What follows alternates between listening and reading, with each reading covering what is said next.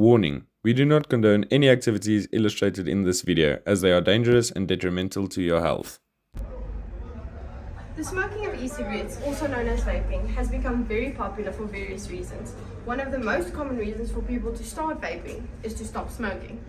Of course, the biggest question that arises is vaping actually healthier than smoking? And also, is this belief causing an increase in teenage vaping? Misleading information is all around us, and I bet you didn't even realize it. In this graph posted by a Twitter user, we can very clearly see how easy it is to misrepresent data. Many articles claim that teens vape more than adults. But when we look at the numbers, it looks like teens in fact vape a lot less than adults. But what you don't consider is teens are only ages 13 to 19, whereas adults are a much larger range of age groups. When we look at actual percentages, we see that the percentage of teens that vape is in fact higher. Studies have been done to prove that vaping among teens is actually increasing. When looking at this graph posted by Salt Lake Tribune, we see that even though the percentage of teens smoking cigarettes is decreasing, the percentage of vaping is higher than what the smoking percentage was before. In an article posted by Thieme in October of 2023, they did a survey on over 400 vape and cigarette consumers, where they would ask them questions related to vaping as opposed to smoking. One of the statements posed was that the public is not properly educated on the health benefits of vaping, where more or less 81% of consumers agreed. Considering that they have no evidence, no facts, nothing to back what they're saying, they're causing the public to wrongfully view vaping as something that is actually good for your health.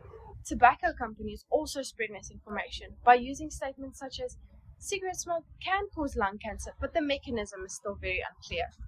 While we know that the mechanism is very clear and well understood, we'll get into greater detail on this a bit later. Vape companies such as Vape Guru also post ads saying that a positive switch is to switch from smoking to vaping, when in reality a real positive switch would be to switching to not smoking at all.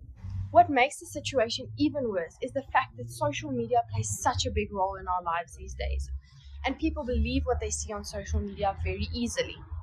In this tweet posted by WeVape, they claim that vaping actually saves lives, and that any information saying that vaping isn't healthy for you is actually misinformation. Social media platforms are flooded with content that portrays vaping as a trendy, harmless activity that can affect teenagers' perceptions of the risks. The appealing imagery and catchy hashtags can create a false narrative that vaping is a safer alternative to smoking or even a harmless habit. The increase in discussions around e-cigarettes on these social media platforms are linked to higher e-cigarette use among young people. Social media has contributed to the popularity of e-cigarettes, and it is crucial to figure out what kind of social media content prevents young adults from using e-cigarettes. The need for promoting health-conscious attitudes is important, especially because of the health misinformation and the popularity of new vaping products. Young adults often perceive vaping as positively due to the way they are presented online, and this can lower their risk perceptions. This constant exposure can lead teenagers to underestimate the serious health risks of vaping, and this makes them more likely to try and continue using e-cigarettes. The powerful combination of social media's reach and the marketing tactics employed by the vaping industry can effectively win over teenagers. Lung cancer is the most common type of cancer in the world. About 87% of all lung cancer-related deaths are caused by smoking. The strongest carcinogens found in cigarettes occur in small quantities from 5 to 200 nanograms per cigarette. However, volatile organic compounds occur in quantities from 10 to 1,000 micrograms per cigarette. That's an increase of a factor by over 1,000, causing rapid carcinogen accumulation in smokers. A procarcinogen, or compound that produces carcinogens when it gets metabolized, called 3,4-benzoalpha-pyrene, is contained in cigarette smoke and gets metabolized into carcinogens that cause skin, lung, and bladder cancer. The smoke gets inhaled and your body detoxifies it and excretes it. However, the compounds and chemicals that do not get excreted get metabolized, some of them being procarcinogens, causing DNA damage, which ultimately causes cancer. It is difficult to compare vaping and smoking since little is known about the long-term side effects that vaping has. However, since both are alternative ways of consuming nicotine, they should be compared reasonably. A lot of vaping companies try to sell vapes under the label that it is healthy or at least has no significant side effects. A study that was done on American Indians that were dual users of cigarettes and vapes revealed that over a third of them reported vaping upwards of 10 times a day. 31% of them reported vaping within 5 minutes of waking, and another 24% of them reported vaping within 30 minutes of waking. The reasons for vaping were as follows.